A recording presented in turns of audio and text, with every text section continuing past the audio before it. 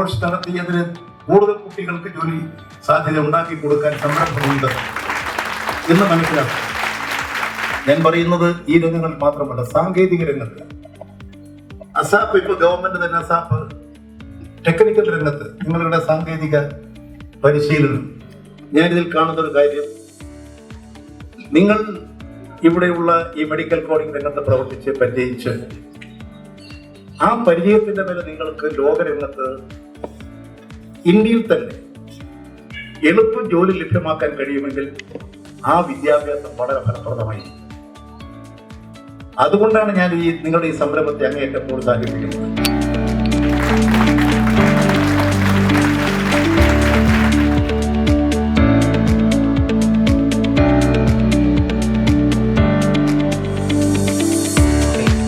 Started in the year of 2006, okay, with a headcount of 4, and as of now we do stand around 8,500 plus employees, and in Kochi alone it is around 400 plus, okay, and we do have a big time of expansion in this 2024, and based on that only we have come here for this hiring, and we are planning to onboard around 300 plus candidates only in Kochi.